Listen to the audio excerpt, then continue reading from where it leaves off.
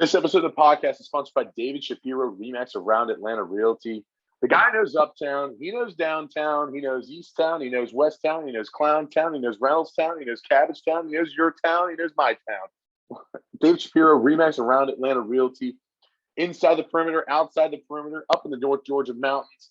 The guy will go anywhere. He'll do anything for you. He'll bend over backwards. David Shapiro, Remax Around Atlanta Realty. Best realtor in the game. You can find his information right here. And maybe if I'm on the other side, it's probably right here. I don't know. But call that number if you have anything you need in terms of real estate. David Shapiro, Remax Around Atlanta Realty.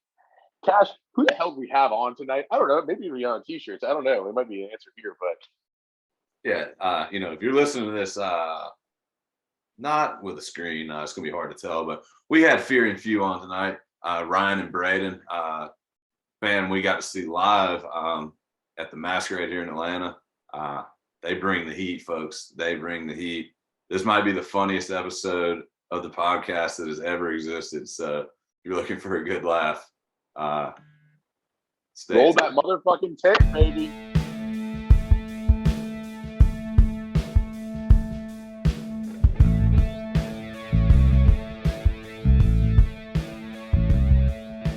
All right, welcome back to Indiebnb. Tonight, if you're watching this, you can probably take a guess of who we have on. We got this band, the Beatles. We've got Few Indiebnb on tonight. Ryan and Braden, all the way from right here in beautiful Atlanta. What's going on, guys? What's up, man? How you doing? And yeah, the Beatles was our side project for a little while. Got a little boring, got a little stale. So Few Indiebnb is just kind of the next step. You know what I mean? After the White Album, there was really nothing more to do. So. Yeah, I heard Yoko was kind of controlling things, and after John, just it just never really clicked after John. So, and she just doesn't want to move on. So we decided to move on.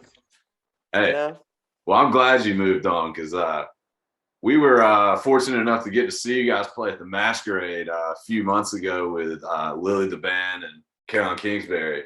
How was that experience playing with those two bands? Ryan, how was it? It was awesome. We had a great time. We've been big fans of Lily for a minute. So when that show came about, I think this was our first time where we're really playing with people that we have looked up to and that we like their music. So I think it was kind of like a milestone move for us. All the other times we've never liked anybody's music. No, I'm not saying that. Yeah, Lily was the first band that we ever actually liked to play with. Oh, stop. The first band that, we knew of that's not a local band that, we're trying to get to where they're at. And they've been there, done that. So it's just a cool opportunity to meet the guys. Braden more so than me, but pick their brains. And Caroline as well. She's super knowledgeable. So it was just a really good night all around. Yeah, Caroline was like a cool surprise for the whole bill too, because like it was two rock bands, and then we had like fucking like this 80s new wave like Cyndi Lauper kind of thing going on. It was dope. So that's what's like so fun about like when you're at the level that we're at right now, which is like we're a rock band, but a show's a fucking show. So we'll play with like death metal bands, country bands, hardcore bands, new wave, but like that's it's like fun to do right now, and that it's a cool little time in your career that we're in right now.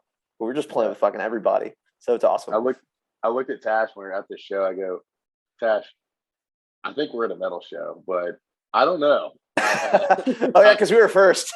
Yeah, we didn't know what, like, we just knew Caroline, so we didn't know y'all, we didn't know Lily. And then y'all come out, you immediately rip your shirt off, and we're like, okay, here we go. And then we're like, are you fucking ready to go? And like I've been to that place, and I've seen Necrogoblicon, and I've been to metal shows. Yeah. I'm like, all right, like I know exactly what this is, and I'm fucking there for it. It's a goddamn Tuesday. Everybody get your fucking shit right, dude. You all ready for some fucking new wave? Yeah. So Let's go. We were thrilled, man. That's awesome, man. It was a very pleasant surprise, and you guys killed it. But yeah, let's get kind of into the thick of things. You know, how did y'all meet? How did y'all start Fury and Few? Yeah, man. I mean, we originally we played an adult softball league together, and you know, it was one of those things where it was an intense game, bottom of the ninth. Ryan was shirts, I was skins. I thought I threw this sweet curve, right? It's going, and I felt it probably going about 95 miles per hour. I was like, there's no way he's going to get this shit. He dings it left corner, dude, and it just goes out, and the guy's just rolling the bases. I mean, it was a great hit. And afterwards, we talked after the show or the game, and I was like, dude, I mean, like, do you like music? And he's like, I love music. And I was like, dude, I like music too. And so, you know, we both decided to start a band. It was great. So, And here we are. yeah, here we are. You know, we're living the dream. I'm living in my mansion. Ryan's got his mansion in the back. That's what happened. I really did. No, it's true. It's true, man. I can throw a 95 curve, dude. And Ryan can hit it. I mean, Pretty it's much, like yeah, I think Ryan was juicing though. some of the details are a little shaky, but that's pretty much more or less the story. Yeah, I don't think Ryan got tested before the game. So that's kind of the one thing I think that's the problem. That's not the Still problem. count in your heart as a home run? Oh yeah, I mean 100%. A dinger's a dinger. So If I didn't get caught, then, yeah, I play the game clean, baby. I left it all out there. Yeah, man. So Wow. from Field what we of could dreams. tell, yeah, from what we could tell, he played a clean game. That's awesome. Wow. Well, I mean, I guess that's, you know, the most unique story we've heard. Most people are like, yeah, we were in two bands and then we met up with each other. But hey, you guys are hitting softball dingers and just cranking it. So, I mean, yeah, you know, and we like we both share a passion for music. You know, we just love music. Just all great. You know, it's that easy. I like it. Well, you know, with you guys, you know, meeting up, I mean, like, how did you guys find some, you know, shared interests, you know, and start collaborating like after the softball game? I mean, you guys, you immediately like, yeah, I like music. You like music? Like, let's book studio time, or like, what happened there?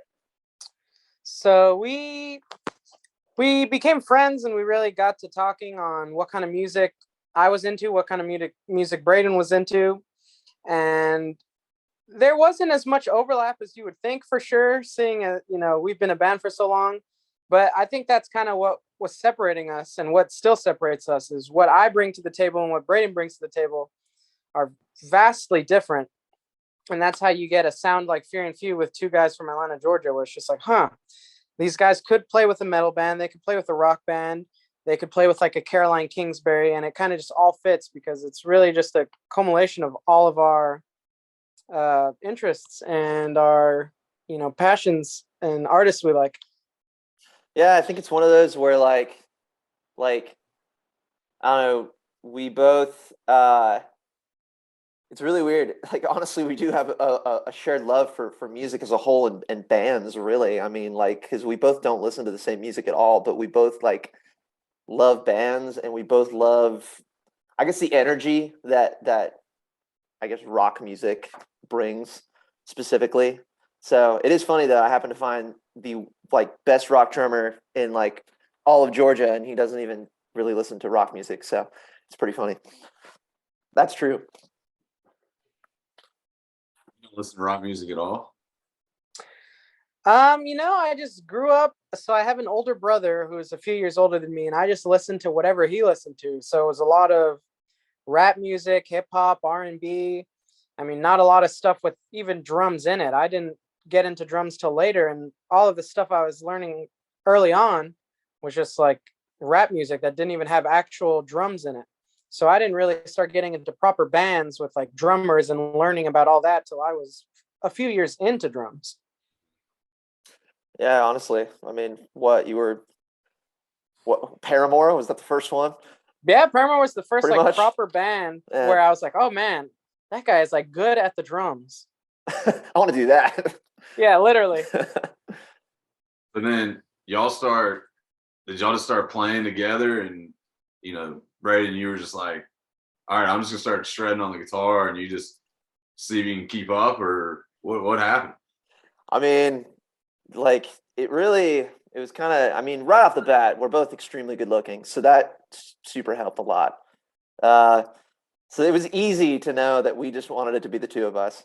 But no, honestly, man, I mean, it was one of those where I've been writing songs for a long time, by myself, and like, I guess it was one of those where technically before Fury and Few, Ryan and I played with two other people in a 4-piece, and then it became a 3-piece.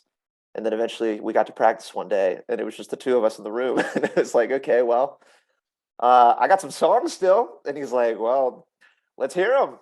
And then he was like, oh, those are cool. And then he was like, all right, well, we don't want to like do the old thing. So like, let's just start a whole new thing and all that stuff. So yeah, by that point though, I'd been playing for a while. Just really by myself. I was in like one other band before, really. Before playing with him. And that was pretty much it. So I started writing songs when I was like a teenager, and Ryan was the first person to like them. So here we are. You guys find it? Y'all find it difficult, as just a 2-piece? Like, you bring this huge wave of sound, and like you don't expect that from just two people. But do you guys find inspiration from other people who are just 2-pieces? What comes to mind, like Royal Blood, is one that comes to mind to me. Like that is a very powerful 2-piece. Like, what do you guys have any that are just like, all right, like this band? I'd say kind of like identify that. Yeah, I mean, ironically, I think the reason why we have the sound that we have is because we actually don't take inspiration from 2-pieces, to be honest with you. Like our favorite bands all have like 4 people, 5 people. Like they have like up to like fucking 7 people, like some of them, you know what I mean? So like we're like, we want to be like that. Like we happen never to be 2 people. But we never set out to be a 2-piece band. It just, like Braden said, it kind of came out of necessity where, we were just the last 2 standing, and it was like, well, we're, like-minded. We have the same goals, and let's just make this thing work. So I didn't even know about Royal Blood till after Fear and Few had already started. Like the only 2-piece band I would know was like the White Stripes, which I knew of them, but I wouldn't say they're an inspiration of ours. So it was definitely not us setting out to be a 2-piece. It was just like, this is all we got. Let's if I make it work. Yeah, if I could not be in a 2-piece, that'd be amazing. like I hate playing guitar, but I have to do it. So, like honestly, if you could get me like 7 people in a band to just play the stuff, I mean, that would be, if I could just sing, that'd be awesome. I'd love that. But like, no, Ryan's completely like, yeah, it's totally true. Like it's a necessity, man. Like, and now it's gotten to the point where we're in too deep and we're like never going to go back. So like it'll never change. But like when we started, it was Ryan going like, hey, like, let's just be the 2 of us. And I was like, dude, like, what the fuck are you talking about? Like, no. And he was like, just like, give it a shot. And I was like, all right, fine. So we did like one recording session together with just the 2 of us. And then we played one show together with just the 2 of us. And I was like, all right, fine. We'll just keep it the 2 of us then. Because it just worked out so easy, like we agree on pretty much everything. And like, it makes it super simple. Yeah, for sure. You're telling me, with you hating guitar, I mean, you're pretty wild up there on stage, and I imagine the guitar is holding you back a little bit. Oh, dude, if I didn't have the guitar, I'd be up in the stands, bro. Just pure Eddie Vedder, like jumping off the top of the grandstands into the crowd. Damn right, bro. Damn right. Yeah, I do what I can. I climb on the drums and stuff and jump off those. And like, if I can find something to climb, maybe one day, if I get a wireless or something, I'll figure it out. Wireless. Yeah.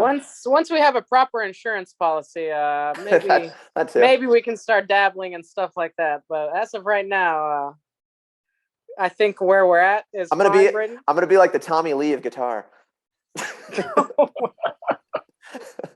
Put me in a ball and just spin me all over the place. Not actually play the guitar. Yeah, be totally horrible at it. Oh man, you have somebody backstage playing for you. That's right. No. Well, let's get into a bit of the song spotlight. So take us from on Put the Thriller Down. Take us from that song does not exist to it is what it sounds like on Spotify now. Ooh, man. Well, I guess pretty much the way it worked was at the time, I mean, I was listening to a lot of High on Fire. I don't know if you know that band, but they're really fucking sick. And like I guess I was just like looking to like just play something really, really heavy. And I came up with the riff, and it was just like, I don't know, like I don't know if y'all play any music or anything like that, but like sometimes you just like write a riff and you're just like, ooh, like that's cool. You know, it happened to the Beatles for a while too when we did it. I remember Ryan did Let It Be, and I was like, dude, like that's something right there. And it was kind of like a Let It Be moment where like I heard the riff and was just like, ooh, that goes hard. Yeah. And then after that, I mean, like the way it usually works is I'll show Ryan what it is, like what I have, like the skeleton, I guess, of the song. Like whether it's just like a melody or like I have a verse and a chorus and that's it. And like that, and it'll kind of go through him on if it's cool. And I guess, yeah, Ryan, what was your initial reaction to it? The day Braden approached me with Put the Thriller Down, we were having just kind of like a writing session. Like we'll have, where we rehearse songs for shows. But this was a day where Braden was like, I have a bunch of songs. Don't say anything. Let me just play all of them. And then you tell me if any of them stick out. And immediately he started the riff for Put the Thriller Down. And I just was like, stop right there. Like, this is the song we're working on. And I think that was like the second song of like 10 he had ready to play for me. And we just jammed on that. First one was a song called Nookie by Limp Bizkit. I thought he would notice. He did. I tried. That one exists. I tried to slip through on that, I'm really the one that keeps us out of legal trouble, as you can see, with Braden wanting to climb raptors, wanting to steal other people's music. Yeah, tried to play Nookie and just didn't work. He's like, "Is that Nookie?" I was like, "No, dude. What are you talking about?" He was like, "That second thing though you did was cool. That's cool." Whatever. Yeah, the one after that didn't sound illegal. I liked that one a little more. Yeah. So I was like, "Okay, we'll go with that one." No, but then I think it was cool. Like, I'd say it's funny you bring that song up specifically because the EPs that we did before, I think, were just straight up rock records, and I think Thriller was where we really kind of found the Fury and Few sound, you might say, where it's like, okay, it's loud, it's kind of heavy, but it's still like rock. It's not metal, and like it's still fun and stuff like that, and like that was definitely the song, I'd say. I think, Ryan, you'd agree that like where we like found like, oh, like this is fucking cool, like this kind of this vibe. So yeah.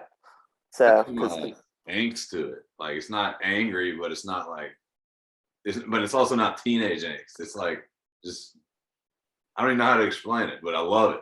It just makes you want to like go smash windows and shit just for fun, not because you're angry. Yeah, well, I mean, it helps that I'm not a really angry guy, and I'm also not a teenager. So I'm 53 years old. I got 2 for 2 on that. Yeah, I mean, I was born in what, 32? Because the Beatles started in like 60 what? Do you remember, Ryan? Yeah. So it's so long. That's tough. It was a long time ago. So yeah, no, I mean, it's definitely still a fan favorite for the 10 fans that are there. They love it. And no, I mean, it's definitely one of those where like when people don't necessarily know who we are, it's a great introduction, I'd say, to who we are. It sums us up pretty well. What broke at the end of the song that's in the recording? It sounds like something great. Y'all are laughing. Yeah, Ryan, what broke? So there's a video of it. I'll have to send to y'all's email. But we were outside of the studio, and I had a bottled soda, and none of us had a bottle opener. So I was like, you want to know what? I'll just break it on the curb outside. And it literally just exploded and shot glass jailhouse style. So that is that audio from the video on our Instagram of me trying to open the bottle. And I started bleeding. I mean, the glass shot, it cut me. He thought he could like break it. It's like, I'll send you the video. It's sad. And I can't remember whose idea it was to put the audio in the song, but it just fit too well. And it was just, we like to have fun with stuff like that. So it just worked out. That kind of angst. That's what I'm talking about. Exactly. Yeah, no, man. I mean, that's just the secret story. What you guys don't know is, Ryan was going through a lot, and he took a lot of it out of that bottle. He really did, So he took it all out on that bottle. I don't think him and the wife were doing that well, So what was the plan? Like, were you gonna drink the glass? What the glass? The plan he was going through divorce. He just wanted to feel something, The plan was to simply remove the lid. I didn't take into account, that it's carbonated and me shaking it, trying to break it would make it explode and turn into shrapnel. Yeah, but it happens. Any way we can document Ryan doing stupid shit, I'm about it. I've got tons of videos. Oh man, well, that's something else. Video on that one, Grant. Yeah, I want to transition into that because all of Ryan's stupid shit. A lot of times, Let me tell you. A lot of times these, we do the song spotlight. We'll go roll into the music video. It's got one. It's like for this one, I feel like you guys took a lot of inspiration from the Too Many Cooks, as well as every 80s sitcom of all time. And I mean, just tell me what's going on there. Obviously, my two favorite characters were the shark guy and Binge McCringle. He's a great actor. So I just got to know. I mean, what inspired that? I mean, and just tell me about the process of making the video. Well, what's crazy is what you guys don't know. This is a secret, but those are actually all real people. So we just happened to find like 20 fucking people that looked like us. Frito's a real guy. He's my neighbor. He's a great dude. Makes a hell of a spaghetti.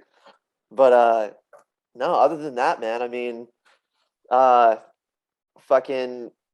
it's funny you bring up Too Many Cooks. A lot of people do, and it's funny we didn't even really think about that until after we made the video. It was really more inspired by like Full House and shit. Yep. And then they were like Too Many Cooks, and I was like, oh fuck, you're right. Yeah, Too Many Cooks is kind of like that. So yeah, we really just got inspiration from Full House, Fresh Prince, all that stuff. Because I mean those intros are so fucking stupid. Like they really are. Like they're all like what? Like you'll have like a guy like getting something from the cupboard or some shit, like for no reason. Like they're doing the most menial tasks. But what's y'all's favorite? Who's your favorite character? I mean, of all the names you came up with, I mean, like, which one was your favorite? Man, oof. We do a little nod to our manager. We have one where it's Nick Masita. I think that one's pretty funny. The lovely ladies, Gloria Rodriguez Jr. and Gloria Rodriguez Sr. They were great. Super professional, both of them. They were fantastic women. Oh, Toothy Adams. Oh yeah, Toothy Adams. That was a guy we was getting a little crazy off set was Vincent Gasoline. He that man was wild. He was doing a lot of cocaine. Let's just say that. He was in a real dark place at the time. He almost got in a fight with Ryan. It was kind of awkward. And then I think Toothy had a ketamine addiction, right? So I think Toothy, he just kept trying to look for this fix, and we were like, dude, we don't know anybody. It was kind of awkward. And he brought these weird people to our house. He said they were his cousins. I don't really believe him to this day. But, you know, we got out scot-free. We were in a little bit of a dangerous situation. So Ryan fought him off, though. Yeah, and the video ended up really looking great. I think it was, the production value was high, and I again, it's one of the best I've seen. And just we always look at and appreciate the interpretation of a quote unquote indie band and indie videos. It's like a lot of times it's not it's not somebody who's just like fucking Hype Williams or whoever's going to direct directing videos, and they've done it for so many years. Like that's outside of the box. Like no one's thinking about that. We love looking at those kind of DIY areas. So I appreciate and really really enjoyed that video. So thank you. Oh, thank you. Yeah, man. It's one of those, kind of like I said with the show bills. It's a fun. It's like for a lot of people are trying to get strive for greater things and like not totally appreciate where they're at right now. But for us, we love where we're at right now and the DIY stuff. We love having to get creative, and we love having to figure shit out where it's like, okay, how are we going to make a video for less than $800? All right, let's see. Yeah. So it's fun. It's as fun. It's a different type of feeling, but it's as fun as all right, fuck, we're going to go play a house show. What the fuck are we going to play with today? A metal band, hardcore band, a new wave band, a pop star, a rapper, who knows? We're going to find out. So videos, it's kind of the same idea. It's all right, you've got it's kind of like MacGyver. It's all right, you got fucking a tennis ball, a paper clip, and a piece of tape. What are you going to do with it? You're all right, great, make a boat. You're all right, fuck. Yeah. So we really enjoy that challenge a lot and appreciate it. So we're glad that you enjoyed it as well. Yeah. Awesome. Well, I think that kicks us right into Pete Peterson. Pete Peterson's party pack of questions. So we'll go Ryan, then Braden, in that order. So we'll have Ryan answer first, then Braden. Essentially, it's 20 questions right in a row, rapid fire. So it'll be like this or that. You go this, or that. And here we go. Pete Peterson's party pack of questions. 20 questions right in a row. I'm ready. Let's do it. Let's go. All right. Cake or pie? Cake or pie? Cake. Couple of cake boys. All right. All about that cake. Books or a magazine? What are you reading? Comic book. Does that count? Yeah, it counts. Okay. I'm gonna go book. He's going book. Okay. When you sit down at night, are you watching a TV show or a movie? TV show. Only 2.5 Men. Only 2.5 Men exclusively. I like it. All right. Candy corn or candy pumpkins? What's your October treat? I guess I'll go classic. I'll stick with candy corn. I'd rather starve. Yep, I knew that answer was coming. Neither. Okay. Hot take. All right. Chips or pretzels? Oh, there's more variety in the chip game, so I'll go with chips. Okay. Chip. Fucking Flamin' Hot Cheetos exclusively. Exclusively Flamin' Hot Cheetos. I'm pretty sure red dye is in my blood now. All right. Red Dye's in My Blood sounds like a sweet song name. Just let's circle back to that later. Oh, what about Nookie? That's a cool song name too. Yeah, I did it for the Nookie. Here we go. Any takers? Circus peanuts. You guys a fan or not? The big orange peanuts you get at the gas station. Yeah, man. When I was younger, I used to mess with them. I think my palate's expanded past that now, though. Okay. I am not at all. Not at all. Okay. Not at all. Seems like the craziest person on this call is sitting in this room right now. Ninja or a pirate? What would you rather be? Well, I don't want to live on the ocean. Yeah, I'll go ninja. I'm going ninja because I knew all the Naruto hand signs in middle school. So all right. I could create a sweet jutsu. I don't think y'all want to mess with me. So I see you probably run pretty fast with your hands behind you. Aliens, are they going to take over the world or not? Oof. It's possible, not in my lifetime, but it's possible. We'll go with that. Okay. Yes, they're gonna do it all for the nookie. All right, aliens for the nookie. I like it. Bigfoot, is he real or not? Oof. I'm gonna go with real. No, he's just a really hairy man. Okay. When you sit down and have a nice glass of wine, is it a red wine or a white wine? I'm straight edge. I don't drink alcohol, so I'll defer this one to Braden. I always go with a sweet red, puts me to sleep. Might have a bottle or two, maybe 3. Who said 4? Yeah, might be 4, depending on how the wife's doing. She's on my ass. Okay, 5. I mean, well, might as well go 6. Five. A full 6er of wine. I like it. All right, fine, 7. Pants or shorts? Ooh, shorts. Shorts. I got great legs. There you go. Donuts or bagels? Ooh, powdered donuts. I could mess with those every day of the week. I'm gonna go donuts every time. Absolutely. I like it. There's so many good donut flavors. Would you rather have a night in or a night out? Besides playing shows, I do not like to leave my house. So I'm going to go night in 7 nights a week. Yeah. I'm going to go night in because normally after 7 bottles of wine, I really can't go out anyway.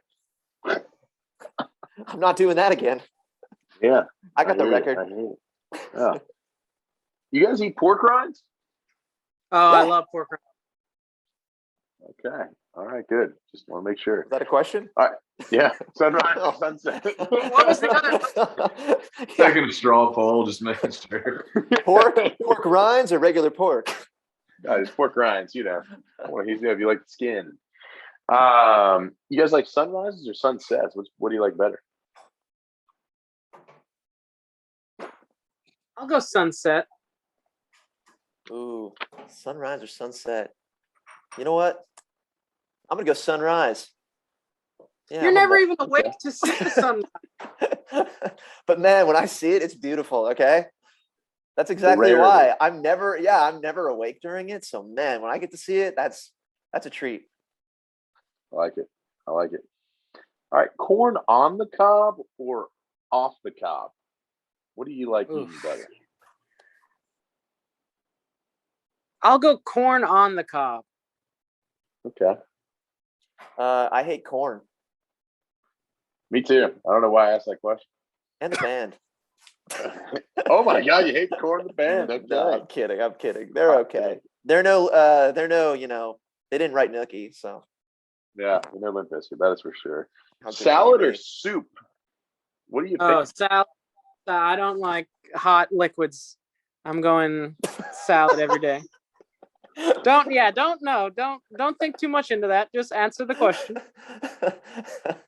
I'm gonna go salad. Soup's pretty cool, but salad's cool too. Your review, Irrational Fear of Hot Liquids. Another great song name. I mean, look, we can circle back to that one as well. Irrational Fear of Hot Liquids. All right, tenders or wings? What would you rather have? Oh, wings. I'm gonna go tenders. Tendies. All right. With your tendies or wings, are you going ranch or blue cheese to dip them in?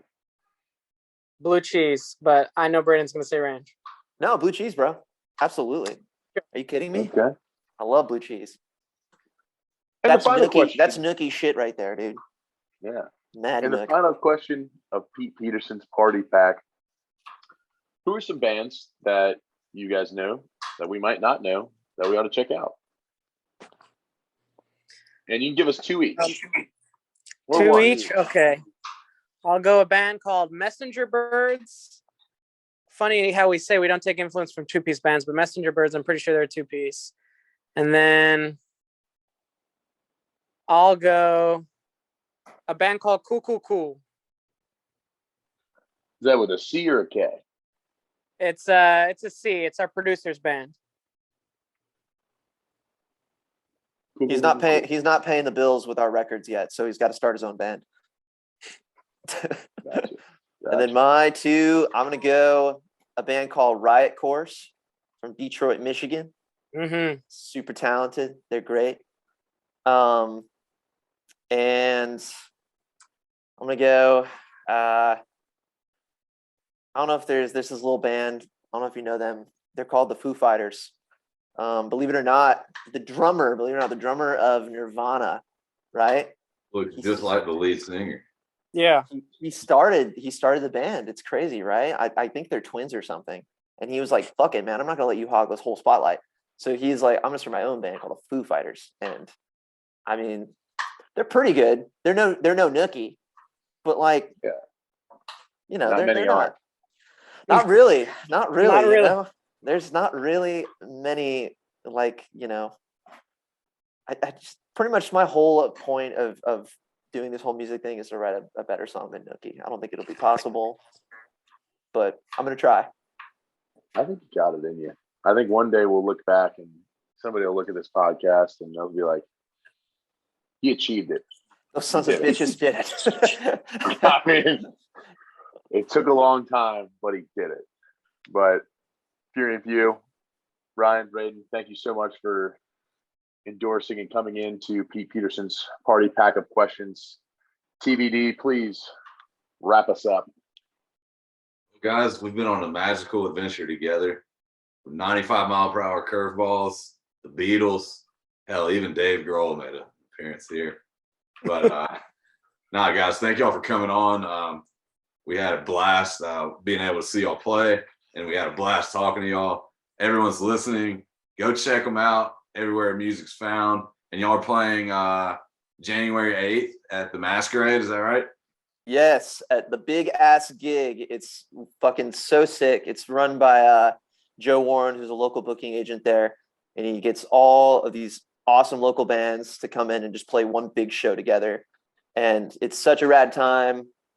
Great place to just, you know, meet other bands, and hopefully we see you guys there. You will see us there. Sure. Absolutely, brothers. All right, guys. Thank y'all for coming on. Thank you very much for having us. Thank you. Thank you for taking the time. Okay. Peace. Rock or die. Be dangerous.